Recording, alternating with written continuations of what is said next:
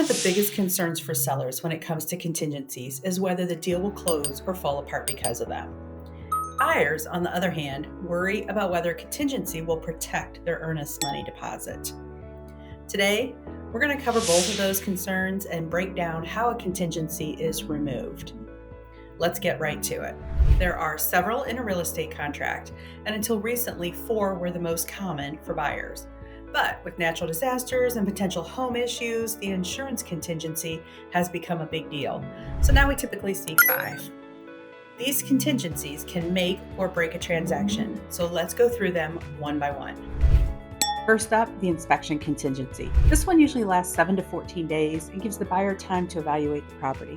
Just because they put down an earnest money deposit doesn't mean they're locked in.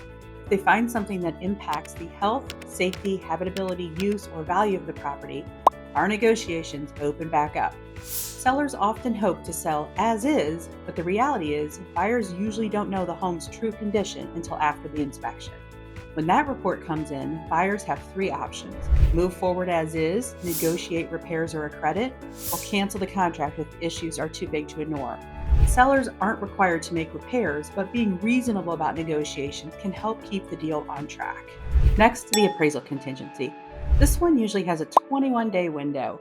Ideally, the appraisal happens within the first 14 days, so the lender has time to review it. The big question here: what if the appraisal comes in lower than the sales price?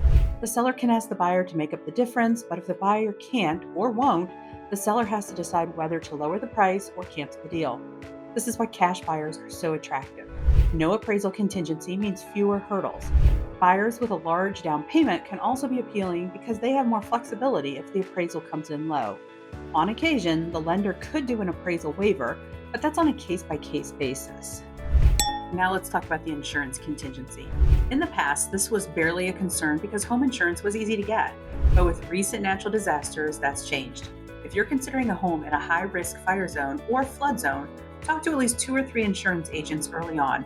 Sometimes it takes weeks to get a policy approved, which means this can be the last contingency to be removed, delaying the process.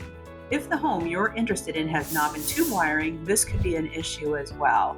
Finally, we have the home sale or home closing contingency. Closing contingency isn't usually a big issue if the buyer's home is already pending, it's likely to close. But a sale contingency, that's another story. This means the seller is taking their home off the market and waiting for the buyer to sell their own property first. If that doesn't happen, the whole deal falls apart. That's why most sellers prefer offers from buyers who already have their home under contract. Otherwise, they risk missing out on a non-contingent buyer who could have closed sooner.